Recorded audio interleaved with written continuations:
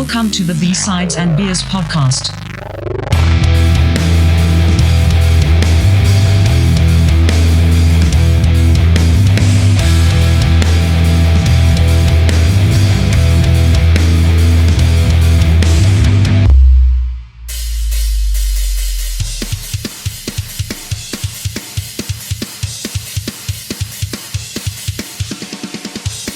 B-Sides of Beers, episode 65. Tonight we're taking a long overdue look at easily my all-time favorite band, the one and only MOTORHEAD. What's going on, guys? Not much, man. This is exciting. I didn't know it was your favorite band, so that's cool. Come on, man. I got the ink and everything. Well, I dude.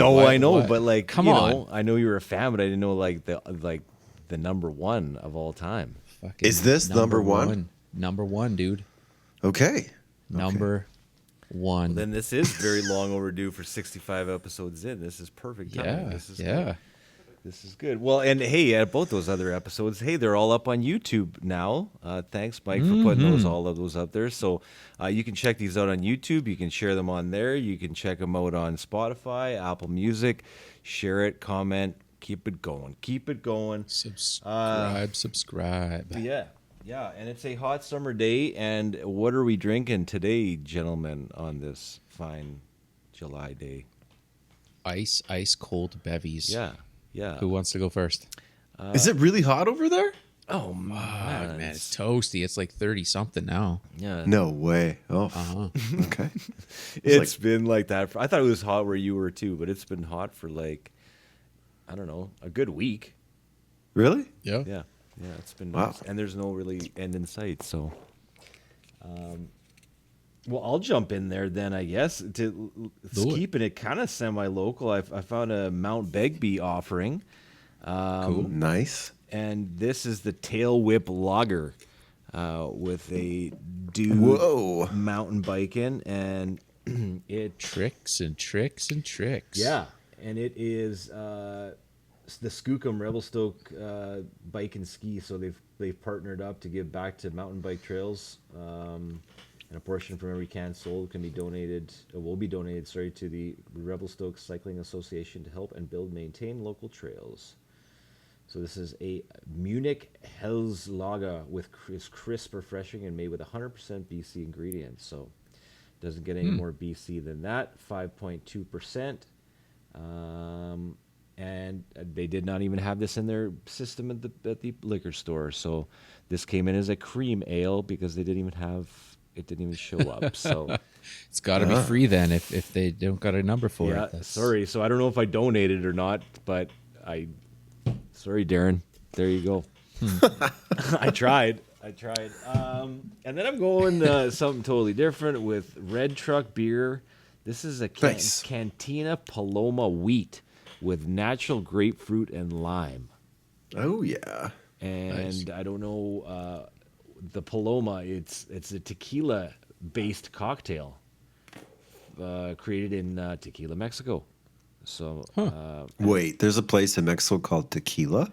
Tequila? It says Tequila, Mexico. But then it says, some say this was where refreshment was born. I actually made that up, but it is really refreshing. So, I don't know. Take it for what it's worth. You might have to look that up. 5%, pretty standard, and we're going to give that a go, too. So that is Red Truck out of Vancouver, BC. So I love Red Truck. It's a fun place. Yeah. Yeah. I've never been there, but like every offering that I've had from them is pretty good. So there you go. 2 BC beers, and one of them pretty local. Who's next? And that's why this isn't called B-Sides in Geography, because we don't know. Yeah, we had a beer from California last time. We didn't know it till it was cracked open, right? So That's true. there you go. Mostly wrong. Yeah. Oh, man. Who's up? T? Yeah, sure. So I've got 1, 2, 3 here. First one is from Parallel 49 Brewing, and it is their Filthy Dirty IPA. It's 7.2%. I've still been trying to track down their Filthier, Dirtier IPA, which is like a 9%. Ooh.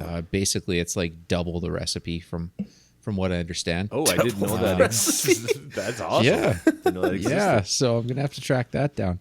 The other one is the next one here is also from Parallel 49. It is a hazy IPA at a 6.5, and it is their 10th anniversary release. Oh, with cool can. Pretty well Whoa. every character that Steve Kitchen has Oh, wow. released That's for fantastic. Yeah, so cool. it's great. I saw them. They posted a couple things there on the socials, but this is the first time I was able to find one in a store. Great so I'm can, stoked man. for That's that like one. a poster for the garage kind of. No kidding. That's I would awesome. love that for in here. So cool. Exactly. Well, we'll have to. I'll talk to Steve and see if we can hook something up. Yeah, man. That's awesome. Still waiting for that coffee table book. Yeah. Gotta start bugging him about that No one too. doubt. I flipped through that and looked at that on my wall. Like, that's awesome. Yeah, and the last one here, in memory of Lemmy, is a Jack and Coke. I knew it. I knew Yep. it. You got to do it, man. Got to do it. Yeah, Tennessee whiskey and some cola. So And then you got to That's what I got. spike your own punch and add a little more. Double the recipe. double it, Yeah, man. filthier and dirtier. Yeah. All right. Well, I'm thinking the same way. I've got Oh, yeah. not a Lemmy size, Hell yeah, but dude. I got Airplane myself size. some. That's right, some Jack Love it. Daniels. And Love it. I don't drink Coke. I just whatever. I didn't want to go to the store and buy it. Coke. So I got a bubbly. So Oh, I'll mix some Jack Daniels Some- with bubbly. See how that goes. Jack Daniels and some Buble. That should be fine. Michael Buble. No Apple Jacks tonight? Oh, gross. Yeah, I used to be all about those when I was younger. And they didn't even taste good. I don't know. I think I just like saying Apple Jacks. Yeah. It's the same thing as the black and tan. It just sounds cooler than it tastes. Well, since you mentioned that, I've got myself a black and tan Oh, there you go. You got another one. I'm still from- trying to track that down, man. Wolf Brewing. Awesome. And like the last black and tan I had was delicious. And the can is pretty awesome. It's like the sepia kind of It's like a whatever VW bus color there? Or? with a VW bus. Just like drive it. It's going someplace fun. It's awesome. And yeah, so they're out of Nanaimo. Yeah, they've been kind of heavy in my liquor store with Wolf, and lots Really? of offerings too. But again, all like in 6-packs and 4-pack tall boys. And Ah, stuff, yeah. Right? So I'm a little bit worried, but they're crushing it. The cans are cool. Like, it'd be neat to get Yeah. somebody from there on the show because, yeah. Totally. I would imagine they've got a cool story. Yeah, blend of our porter and golden honey ale. Sounds good to me. Oh yes, Yeah. Wolf, there's if you're listening, there's an open invite. yes, Let's Yeah. do this. yes. And then next up, I have a Tesla Lake. Oh, an Yes, Elon Tesla Musk. Lake. An oak smoked ale. The can looks good. The type of beer sounded good. And these guys are out of Squamish. Cool. So Tesla Lake smoked ale. Tesla Lake oak smoked ale.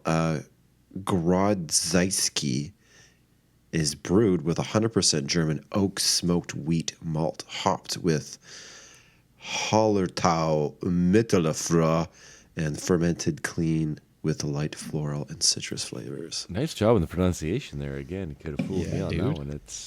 Sounds pretty good. Yeah, I'm not German, so Mein Scheiße. Is it kind of like an innocent gun, maybe kind of flavor on that one? Let us know, because I'll let you know. Yeah, when I crack it, I'll let you know. yeah, Motorhead. This is funny that this took so long to get to this point. Then it feels like they should have been sooner, but it just these kind of just fall in line kind of perfectly. I don't know what it is with these episodes. They just Yeah. kind of it's like just feels like the right Serendip- time, right? Yeah. Yeah. So Yeah.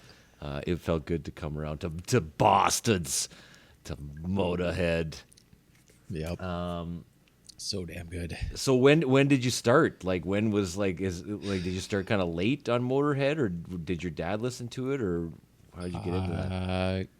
I'm gonna go back to conversations that we've had before, way back from, I guess it would be Much Music. The earliest music videos that I remember seeing were either, it was like Van Halen 1984 or Jump was the main one, and then you get into like the Aussie videos that came out, and then it was Motorhead, and I didn't know what it was, but just the image of Lemmy and the image of Snaggletooth, and having no real point of reference for it, but just being hooked on that image, and not necessarily pursuing it at that age, but just having that as something that has stuck with me forever until I was old enough to know what Motorhead was, and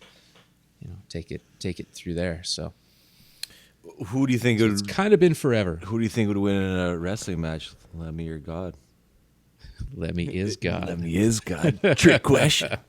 Trick question. Whoa, did you guys plan that? No, man. No. Airheads. He's in Airheads. Right. He's in there. What's his line? Like, I was the editor of my school newspaper. Yeah. That was it. Yeah. Yeah.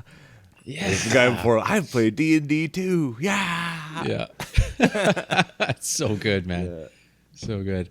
Yeah, so that's kind of where it all started, and then when I was old enough to really start pursuing metal, and I guess it's technically not metal, but that genre, I guess, it's always been there. So yeah, and I mean we talked about that last time too, about Motorhead, kind of we were talking about hardcore and all of that, and interesting again, like all the things that I read, Lemmy always said that they're a rock and roll band, right? And we've said that before. Like that's it, and that is it. Like if you kind of lay it all down, but like there's so many different influences, so many different things that we've even talked about on this show, and different kind of things that come into that, and it's this kind of mishmash again of all these things, of whatever you want to call it. Punk, you say, closer to punk bands than anybody else, right? Like it sounds like that. It sounds like speed metal. It sounds like metal. It sounds like rock and roll. It just sounds consistent, I guess. And that's the thing. Between all the albums, it's very consistent. Like there's no love ballads, on track 6. It's just there's slow songs, and when they are a slower song, they're still brilliant. Yeah, so yeah. It just is. Yeah, it totally different, but straight ahead. All the way, right? But that's because everything came from Lemmy. I mean, there were so many lineup changes. I mean, they had their the 4 main guys that were there for the majority of the albums, but in between it was kind of a drummer here and a guitar player there. But it was always Lemmy, and that it's Lemmy and Speed. Yeah. Really, Speed and Jack fueled Lemmy. So, yeah, it's interesting because Flip. Is this the first time you've done a deep dive? No, like it was probably like, I don't know, maybe a year ago. I texted Mike and I was like, I'm listening, like I've been listening to nothing but Motorhead, and I went through every single album from very beginning, and I didn't listen to the live albums. I skipped all the live albums. I just wanted They're studio worth listening releases. to. All the way through, and then I went back to all the rest of the B-sides, live, all that kind of stuff. So that was kind of like, I knew some Motorhead beforehand, but like as far as a deep dive, that was probably a year ago. And then when I dove back into this, it was like coming back home a little bit. I was like, oh yeah, like I remember this now. Like this album was good. I like this album a little bit better than the other one, but like I said, they were just all solid. Every single thing I heard, even all the way up to like the recent releases, I was impressed with. Yep. Yeah. Like even in the 80s, like throughout the entire 80s, they were still good. Like it was just. Oh yeah. And you can't say that for very many bands, ever. No, I think you you look at bands like AC/DC, everybody, they just keep writing the same album all the time. But it's different with Motorhead. When you start in 1977 and Bad Magic came out in 2015, and they're consistent, and that's another reason why they're my all-time favorite band is the consistency, and not in a boring way, because sure they can sound very similar from song to song like an AC/DC, just because they have the same the majority of the songs have a specific drum rhythm flow, like where it has that D beat with it just drives the song, and it's the lyrics and everything. It can be the most simple song, and then you dig into Lemmy's lyrics and it's next level. So I think for me, there's no compromise with each album. And that's where it gets interesting for me, because I'd never really listened to Motorhead. I was aware they existed. I was aware that a lot of my heroes, regard Lemmy as the best, the godfather of metal, or whatever you want to call him. But for me, it's like, it's no compromise. And this week was really interesting because I think I dived deeper into Motorhead than I have any other band, like throughout this entire B-sides and beers. Yep. And it's not for me. I think Motorhead is for anybody, because there's so much to get from that band.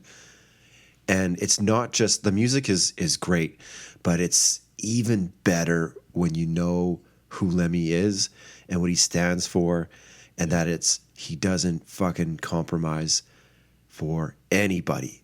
Yep. Right? It's just rock and roll straight ahead, and if you don't like it, then fuck you. Yep.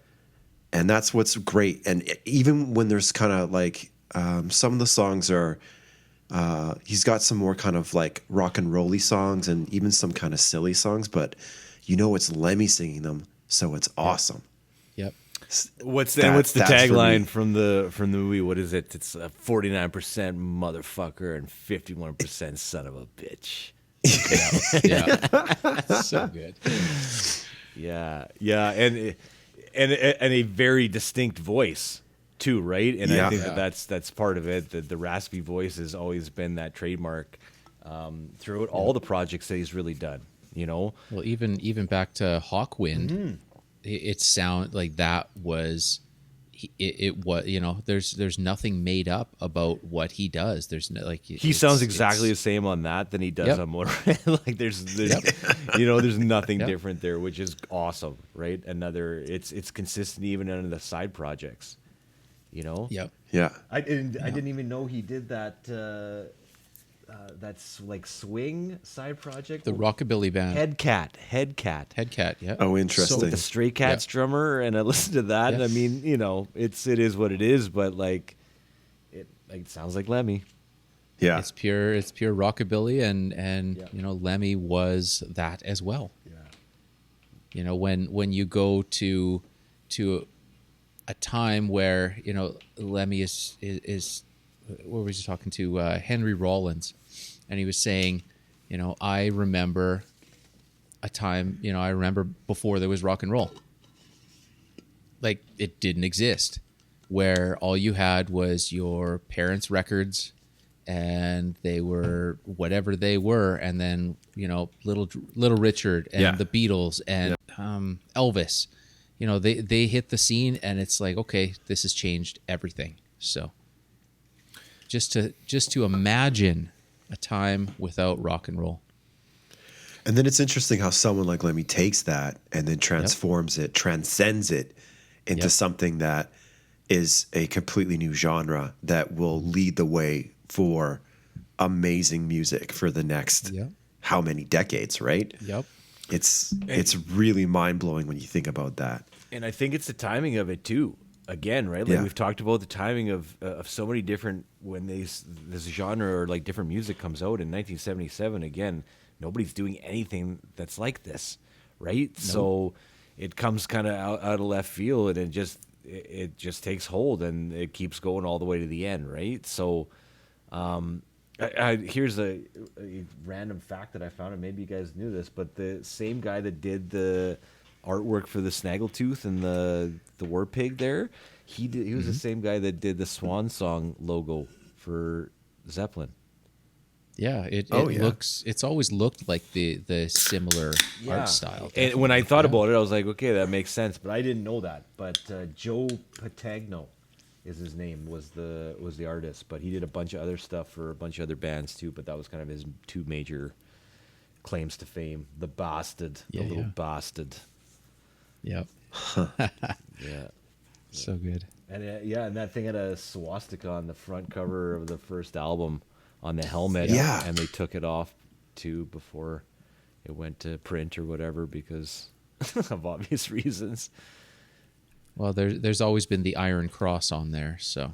Yeah. I mean, it's just funny when if you would have let Lemmy have his way, the band would have been called Bastards, and there would have been a swastika on the front cover, and it would have never probably seen the light of day in Britain in 1977, right? Like, Yep. so. And it's just funny too because he's not that person. He's not, he was never a racist. He was never a Nazi. He just collected the memorabilia, and if other countries' military would have had cooler uniforms, he probably would have had that instead. But Yeah. I think that's another characteristic of him that's really interesting is the fact that he's well-spoken, super intelligent, and like can sit down and have like not just a conversation, but like the interviews I've seen, he's hilarious. Oh yeah. And so he's got this brutal band behind him, and he's notorious for being a speed freak and drinking and smoking 2 packs a day, but he's like a gentleman. And I think that's the allure, right? Like he's this maniac, but he's calm and cool and collected, right? He's just like the coolest guy. Yep. Just like in an old Western movie or something. Yeah, He's just exactly. Like from another time almost. Yep. I was thinking about that while I was cutting the lawn today. Yep. He's just like from another time, like a cowboy. Totally. Yeah, like an outlaw. An outlaw in some way, right? Just comes out of nowhere. 100%. Yeah, I wrote this down for you guys because I had a good laugh at this. It was one of the earliest press releases about the band, and they said that they claimed that the music was so loud that if they ever happened to become your neighbors, it would destroy your lawn. Yep, I heard that one. That's so good, man. Yeah, there's a reason why they've got Guinness records for the loudest band in the world, and going through that, I mean the interviews with Angus Young, when he's saying there was only one band louder than us, and it was Motorhead. Oh man, can you imagine that? That would have been. And just knowing how loud AC/DC was and is, and then just take it up, everything louder than everyone else. Yeah. Everything else, yeah. What happened to the first guys in the band? Like I could never really find what happened to him. Like Lucas, Fox. I don't know what happened to this guy. Like it just said they hung out with Lemmy and like played, and then it was like he was gone, and then the Animal was in, and that was it. Yeah. Well, it was such a short stint with those guys. I mean, it was maybe a year for each of them before Eddie Clark and Phil Taylor came in. It was like so close. I mean, Fast Eddie came out in '77, so he was on the original, the very first album, and Phil too. I mean, 75. Yeah, like it just doesn't say like if Lemmy fired them or if they quit. It just kind of like they're not in the band anymore. Yeah. And then they come out with that. They come out with the album later, right? They come out with On Parole after the fact, and Lemmy is pissed because he doesn't want it released. It's never even considered an official Motorhead release because it's tabled, and they're like they're catching on, right? Like Overkill is Motorhead, Overkill. And now this thing comes out, and they're like, we didn't want it to come out, right? So, and it's weird how they put out, Overkill and Bomber, and then the release of On Parole in '79, like bam, bam, bam. it's odd. It's odd, and I can see how he's angry about it, right? Because when you listen to that in the as a new Motorhead listener, when I started that, I went Motorhead, I went and then on to Overkill, and then on to Parole, and I'm like, this doesn't sound anything like the first two albums. Like, it sounds quite a bit different. Right. And then I keep going, and I'm like, oh, now we're back. Like Ace of Spades, and now we're back on, and it keeps going, right? But I was wondering what was going on. Yeah. That's the original guys, and like he's not even the Animal Phil. He's not even on. He's on the majority of that album, but there's that original guy, Lucas Fox. He's on like 4 tracks or something, and then the other guitarist is on there, and then he's just gone, just off it. You're gone. You're done. Yeah. So I don't know whatever happened to those guys, but I mean, too bad. Well, fate meant to be. Well, not even too bad. I mean, there's a reason why they had to go, and there's a reason why they were replaced. Yeah. You know, when you and a big part of it was probably the drug use.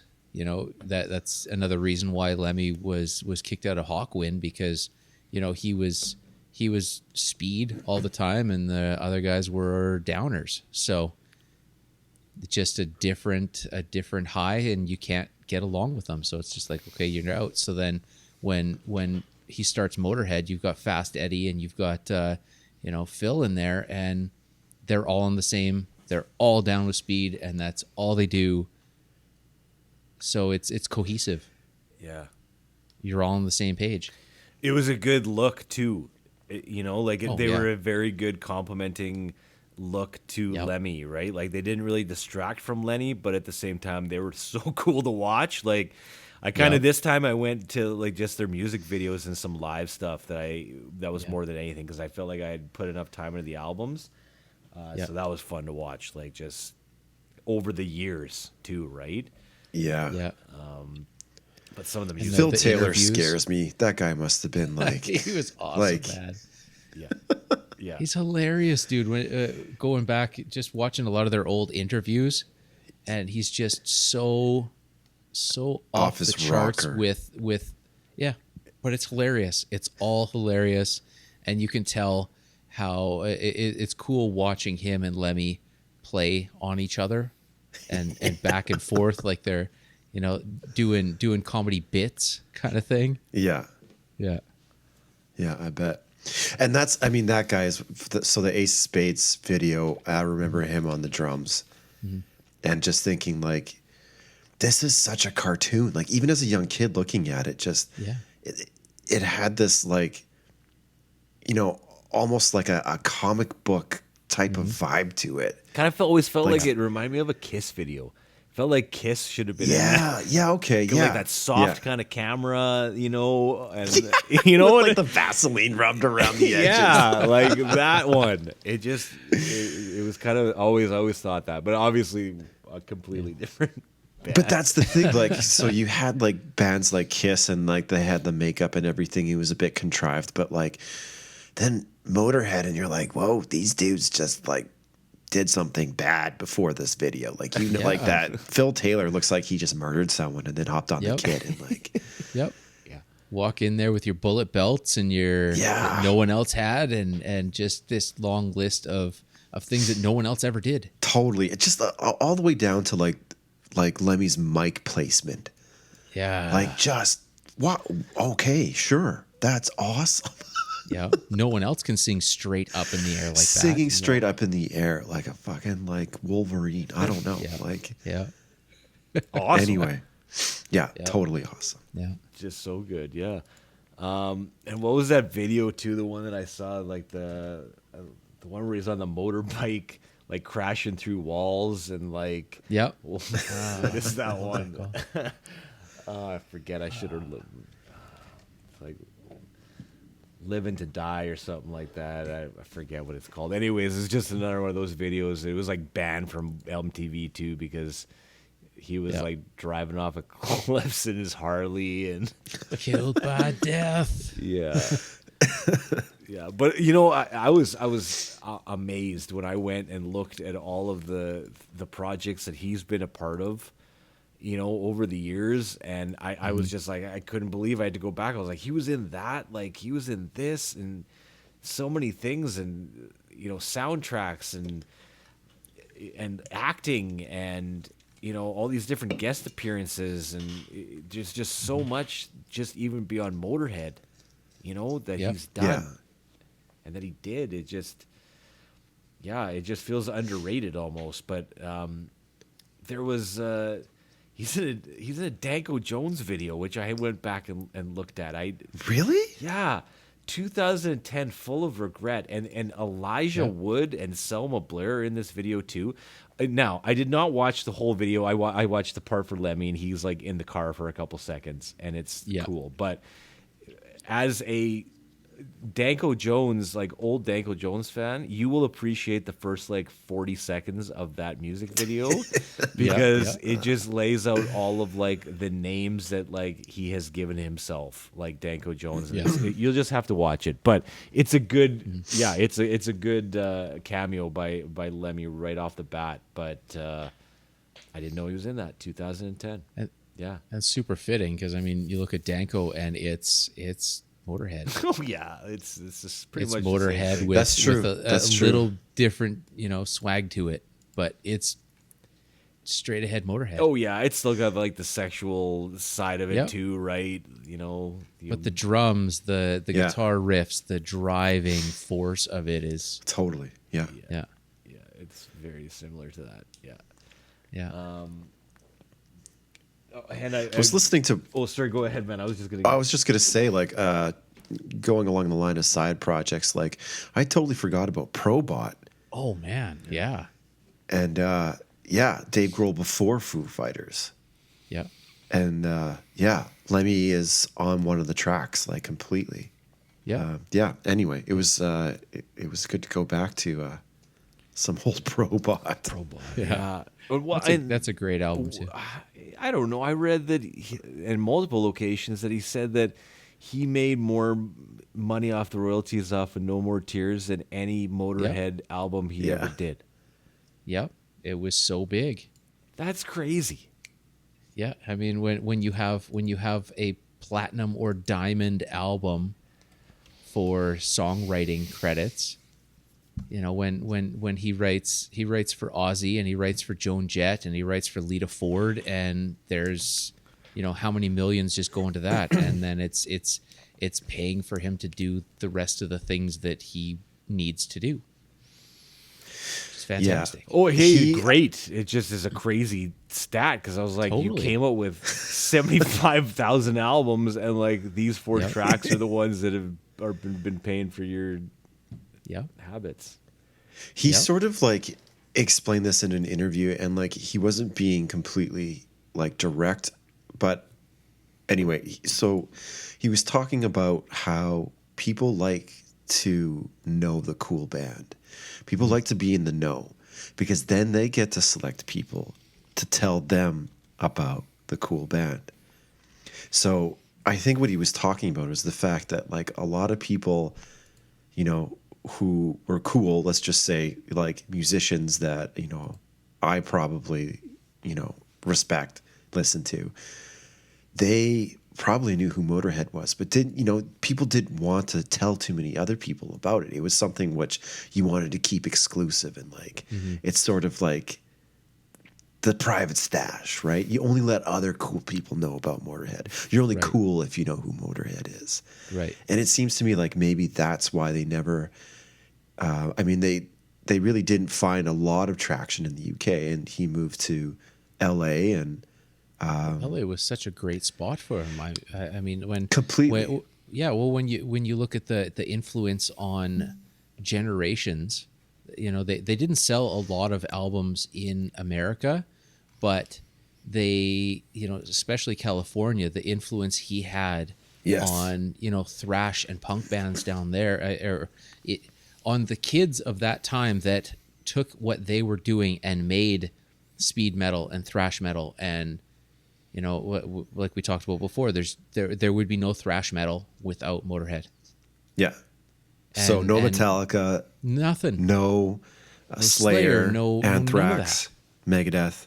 Yep, no, none of that. Yeah. And it comes down to it's Motorhead and GBH are the two reasons why there is that speed drums and that flavor of influence of metal. Yeah. Which is crazy because I mean that's all Phil Taylor in that for influencing that whole side of it. That's crazy. Yeah, and looking at videos and interviews and stuff where they're talking to Ozzy, and Ozzy's like, it's such a fine line between who invented metal, even though Motorhead was never metal, quote unquote, but it's either Black Sabbath or Motorhead, and it's within a year of each other. What do you guys think? Mind blowing. Out of those two, who do you think it is? And I mean, we're talking about two completely different styles. They're different flavors. I mean, without Motorhead, there's no thrash, and without Black Sabbath, there's no doom and any of that. I think for me, it's Sabbath. Sabbath took the blues and made it dark, and I think Motorhead added speed. Yep. Like I think that's the sequence. Yep.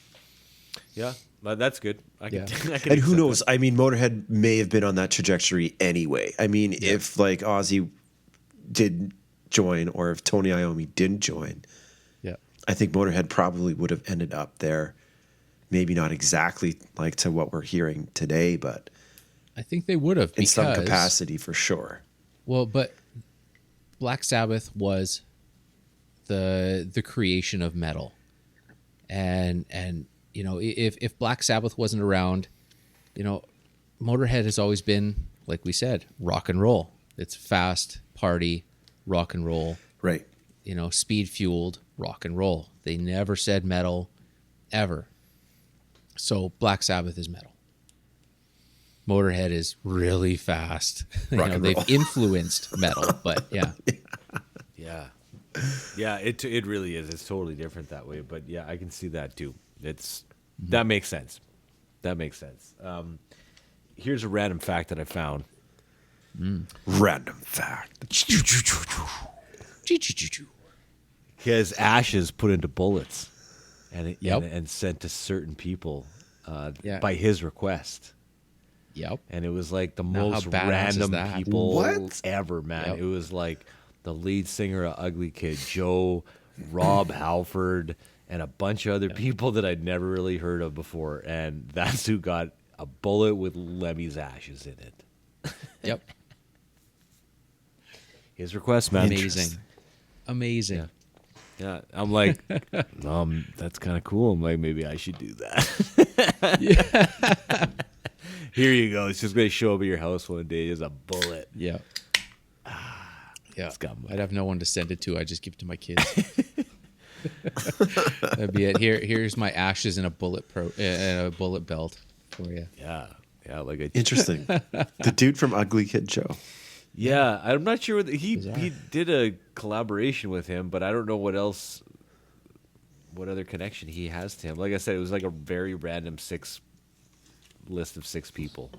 I was like, okay, that's cool. It's a random fact. It made the list, so yeah, it's on there. It made the cut.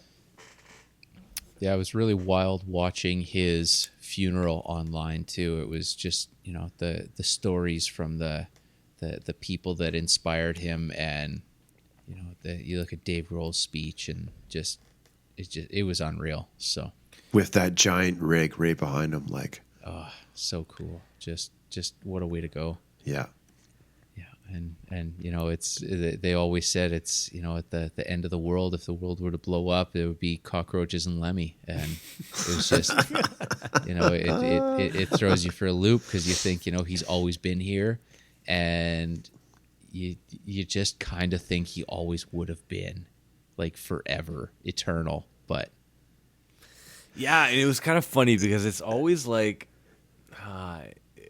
we've seen so many of these, like, rock gods age, and a lot of times it's not good to watch, right? Like, we're just like, oh, you probably should have just probably faded away or done something else, right? Not continuing to perform whatever you're doing. But like, It feels like Lemmy never got to that point ever, right? And it feels like he would have had to stop playing, right?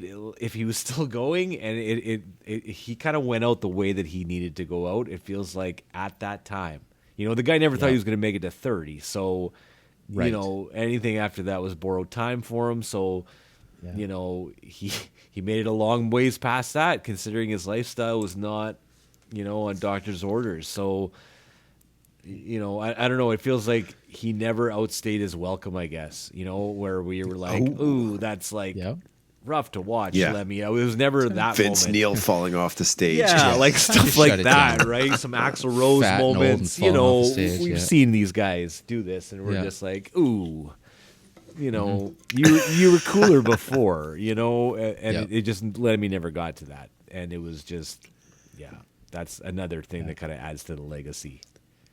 Well, it was wild too, because following all the live stuff and the videos and the where up until, because he passed in 2015, up until like 2014, he was fully functioning and everything seemed great. And then, a couple months before he died, you watch these videos and it's like, wow, like he just went down in seconds. Like just a switch went off and everything caught up to him right there, where it was hard for him to, hold his bass and play. And, I found a video online where he was doing an interview with a guy, and they were at the whiskey, and they with a light colored hat. Yeah. And they were trying to play bass, and he was trying to tell him stuff, and you could tell things just weren't quite working anymore. Yeah. And then, a handful of months later, he was gone. Yeah, totally. I think there was like a live show with Metallica, and he got up on stage and he looked frail. Yeah. But like that was 2014, I'm sure. Yeah. So he was still like making. Did they release what was it, Bad Magic? Posthumanness after he died? Yeah. Oh, they did. Okay. But I'm sure he was working on it like right up to the end. It was done and ready to go. Yeah. What was it? It was released in August of 2015, and he died December. No. Yeah, December. Just after his birthday. Yeah, just after Christmas. So. Yeah. So that's insane. He's still in the studio making hard like rock and roll with Vince metal. And that album at the age of 70. Awesome. It is a great good album too. Yeah. Yeah. So good. Like it doesn't slow down. And then you look at 2013's Aftershock, and you look at 2010's, The World Is Yours and Motorizer. It's just, it's nuts. What's your favorite? I can't pick one. I love them all. There's certain songs that hit harder than others, but for the most part, I love the entire catalog. And once again, that's another reason why they are my number one, because there was never a lag. There was never a that album kind of sucked, and then the next one comes, or you do this big band change or member change, and going back once again, AC/DC, it's like you've got this shift between Brian and Bon Scott, and they're the same band but they're a different band. And then everyone else, like Metallica, same band but a different band. And Motorhead was never that. Like they were solid all the way through. I'm gonna push you further though, man, because the listeners want to know. We know what your number one band is. It's Desert Island. The boat's leaving. You can grab one Motorhead album. It's on your CD rack. What are you grabbing? Dude. Boat's leaving. The boat's going. You got to get on it. What are you grabbing? 3, 2, 1. I'm gonna have to go to the one that it sounds cliche, because it's probably the one that anyone that doesn't know Motorhead would know. Ace of Spades. I have to go back to Ace of Spades. There's portions of Motorizer that it's close, and 1916. 1916 is that's my favorite. That's so good, and that was their first Grammy nomination too. So, was it? Yeah, yeah, and I think that was from what I read. I think that was his favorite album too, Lemmy's favorite for the most part. But I mean, they're just solid, and the I don't know, just the lyrics for these things, and you can tell how well read he is on these specific lines that he puts out, that nobody uses these words, but he uses these words and fits them together. Or you look at stuff off of Ace of Spades where it's you think it's an offensive, he's a pig singing this song like Jailbait or Love You Like a Reptile or stuff like that, but it's stories of this is what it's like on the road in in the 70s, and this is just what's going on with all these bands. And I loved on Ace of Spades, man. When I went to that album, there is only one song, "We Are the Road Crew," has an explicit lyric tag next to it, but the rest of the songs, they're clean. Jailbait, Really? Good to Go. You can listen to that. Yeah. Shoot You in the Back. Yeah, that's good. yeah. But only this track. Don't listen to this one. It's got a swear word in it. What's the got a swear curse. word? I don't even know, but got it's a the only curse. one that's got an explicit lyric thing on it. And I was just, I howled the first time I saw that. It was funny.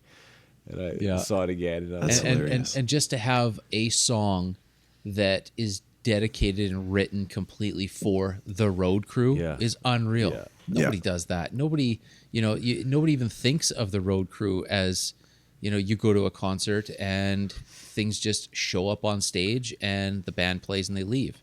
yeah. But without a solid road crew, you're nothing. What are you doing? And that album cover, I mean, who who came up with it that we're all going to stand in leather, in the desert? They wanted to be this Western thing, and it's funny too because everybody asked, oh, did you go down to the States in the desert? It's like, no, this was just some. It was like a stone quarry just outside of London, and and the background there was airbrushing to make it look like blue and clouds, but it was like Gray. kind of shitty. Yeah, So pollution. yeah. Oh, Yeah. it's great. It's and again, it looks like it's from another time, like you said, Dana. It looks like they just got out of the time machine and they're just like, Oh yeah, It was them. It looks like that's where they should have been. yeah. That's the Gunslingers appeal. and- That's definitely the appeal. But like going back to what you said, like it is consistent Yeah. throughout, and it's so rare. And to be honest, I can't even name another band that has this many albums. Zero. Right? There are bands that have put out like a catalog of this length, but normally it's Swiss cheese as far as like where you're getting your content from, right? Or you might as well check out the beginning and maybe there's something in the middle, but the end is like not even worth checking out. But like Exactly. yeah, you can go all the way through. Well, it's 22 studio albums, 10 live recordings. That's You've got so 12 impressive. compilation Yeah. albums and 5 EPs. Yeah, it's so impressive. Yeah. And that doesn't even include the stuff he wrote for others that were smash hits and just brilliant. Buddy made all this Yeah. money because of Ozzy, apparently. So Yeah. thank you, Ozzy. Yeah. But yeah, you're right. I mean, 22 studio albums, to think of that and to just go to 22 and it's just as good as number one is Yep. unprecedented. Through and through. Like I don't think you can find a band. Yeah. I don't think so. I challenge anybody listening to tell us one, because that does not exist. There's ups and downs with those bands too that go on forever, right? Like, Yeah. you think like even a band like the Rolling Stones, like not every album is good. There's lots of Yeah. Pearl garbage there, Jam. right? Yeah. Like think of all these kind of legacy acts. They have a lot of trash in their catalog, in a certain period, right? Like Yeah. Bob Dylan in the 80s, right? Like there's things that just Phil. didn't land, right? It just Yeah. didn't happen. But this is an exception. And I Yeah. think that that needs to be, acknowledged at some point. I don't know. It feels like they don't get enough due for what they have been able to do, and for I know everybody talks about how they're so influential, but like overall, like that's huge. Yeah, and having that consistency with the lineup changes, where you go, the original with Eddie Clark and Phil Taylor, and then you go Phil Campbell started in '84 and Mickey D started in '92, and just to you change your entire the other two pieces of this band, and it still flows and it's still so good, and the musicianship to get those people that could make this happen for that many years, and the I don't know the level of how underrated they are as musicians. I mean, you look at Phil as a drummer, and I don't understand how he's not on some sort of plateau list of drummers. Like, he's just I agree. unreal. I agree. Like I said, I mean, Unreal. And influencing all of those bands along the way, and Yeah. he's barely mentioned as like Yeah.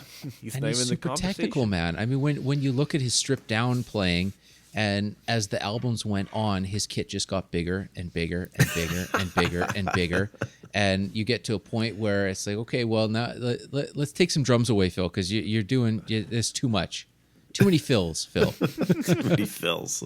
So, but just to have that consistency and finding the right people, and then you look at Phil Campbell, where he met Lemmy when Lemmy was in Hawkwind, when Phil was like 12, and then X amount of years later he's playing with him from '84 on to the end.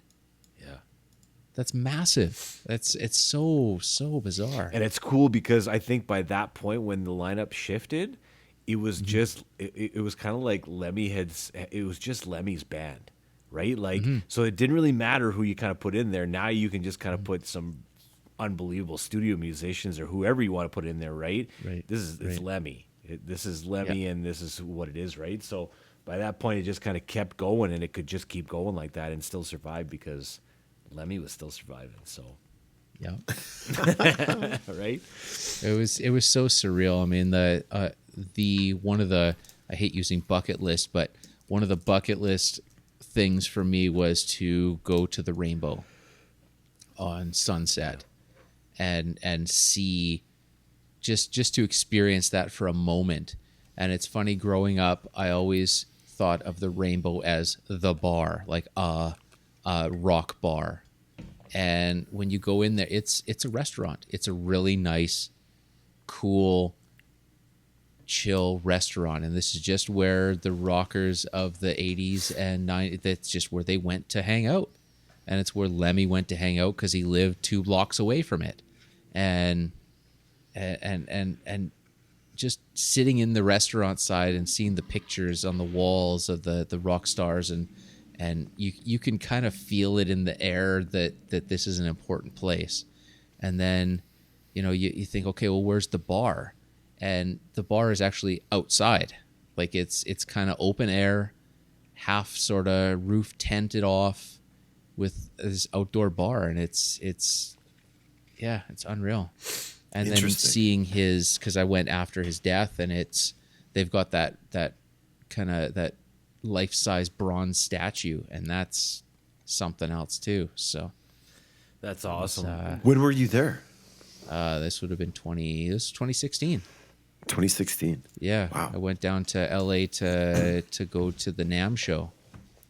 Oh, you went to the NAMM show. I went to the NAMM show, and while I was there, I had to do Sunset, and I had to do the Rainbow. So Where is Murder One and the Rickenbacker? Like, where are those now? Are they like in a museum, or are they just in the Lemmy estate? I don't know. I would assume it all went to his son, and if it's in a museum, it's because he placed it there temporarily. But It feels like it should be in some hall somewhere. it has to be. It's probably on loan to whatever Hall of Fame for X amount of time. But yeah, I'm pretty sure everything just went to his son, and then he just kind of did what he did with it. So probably got rid of it. no, he wouldn't. Threw it out, man. Yeah, well, it's Played on cool. it a little bit. It's cool too, because he had two sons, and the one son that he knows, very close with for the last 20 plus years of his life. And he was a musician, guitar player. So I played many times live with him, just to as sitting in, just as a thing to do, and that you could tell the love and respect was there, which was unreal. So that's just cool. Commenting on that. So I made I like making connections with we talk about these artists and so he's playing through a Marshall. Yes. Which, super bass. Yeah, which is not really common for most bass players. Right. But Lemmy is not really the most common bass player. He strums a lot of chords. Yeah. And a few episodes ago, I talked about it's sometimes, most times, it's really awkward when bass players strum chords. Yeah. It's really hard to get it to sound good and not muddy and whatever. But Lemmy was tight, dead on every single time. Totally. He could play a bass like a guitar, which is a hard feat in itself. Yeah. So I was like, oh, this is really interesting. And you know what? He's got this tone, this bass tone that is very distinct. Yeah. Not a lot of bands have this tone, except for No Means No. Yeah, I can see that. And Rob Wright plays through a Marshall as well. And oh, no way. I can't. It's a JB. I'm trying to think of the actual Murder One. Marshall. The actual Murder One was a 1976 Marshall Super Bass. It was modded. It was customized and modded, but for, it's 100 watts. What was it? EL34s. 412s, 415s, or something ridiculous like that. Pretty straightforward. And it basically, he said, his settings were, bass on 0, treble on 0, and mids on 10. Yeah, so you're just cutting exactly. Right through. You're cutting right through. It's got that same tone as Rob Wright. And I never had made that connection before, but two bands, maybe No Means No is a bit more bass forward, but goddamn, is Motorhead bass forward? Oh, totally. Well, when your lead singer / bass player is everything in it for the most part, or he's driving it, definitely. And for me, that's one of the things that I really love about Motorhead is the way that he plays the bass. I'm a bass player, and again, I've never used the pick. There's different camps, and some bass players go back and forth, but strumming chords is hard. Yeah. And especially in that capacity at that speed, and he fucking does it the best. It's awesome. Yeah. There's so many times too that I can't tell if it's guitar or bass that's playing a certain part in Motorhead, right? I can't tell. But it's you look at Lemmy and you look at Fat Mike from NoFX, and they're both bass players, and they're both very bass forward. I mean, it's very comparable. I mean, they're using different rigs, but it's very comparable as well. So yeah. Dun, dun, dun, dun, dun, dun, dun, dun, that's Fat Mike. Yep. 100%. Yep.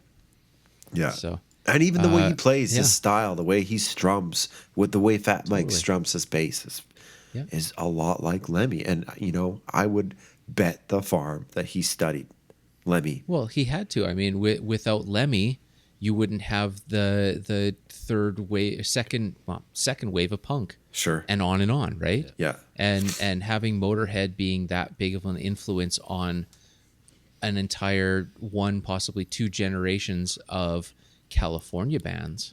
Yeah. Oh yeah. Where NoFX is coming from, and that style of punk, that's where it comes from. You look at that NoFX style punk, it's nothing like the first wave 70s punk. So where did it come from? Lemmy. I think so, man. Yeah. Even if Fat Mike was never a Motorhead fan, the influence is there. You can't. It's undeniable, and you can't miss it. It just hits you. Yeah, because it's there. So totally, and it's so obvious. Lemmy starts a lot of songs just like that. That's his calling card, right? It's just riffing on that bass really loud, right in front of the guitars. Guitars kick in later on, but it's it is so It's not reminiscent of second wave punk. It was second wave punk It's before it second wave even punk. existed. Exactly. Yeah. This is the family tree, man, and we've created this family tree in 65 episodes. Really, that is, it's all over the place because we haven't done this in any particular order. But like, there's so many connections that we find, and we're just like, who's at the top of the food chain, man? Who's, we just said like, Black Sabbath and Motorhead. Like we just kind of put them at the top. There's this trickle down effect that has happened amongst 65 episodes in no particular order, but Trickle down rockonomics. yeah, right. It goes. Sometimes it goes up. Sometimes it goes down. Sometimes it That goes actually sideways. works. It's everywhere, right? But Yeah. I think we, have come to the conclusion though that a like ridiculously influential band, underrated musicians at their instruments, right, and the influences that they had on other guitar players and drummers and bass players to come, and like we said, the consistency from beginning to end is unprecedented with any other band. So, I mean, when you put all those things together, you can't deny it, man. It's Number one. number one. Number one. Yeah. Yeah. Well, good. Yeah. I learned something too, among other things, but I did not know that they were your number one band. So now I know what the number one band, number one album of all time is. There you go, folks.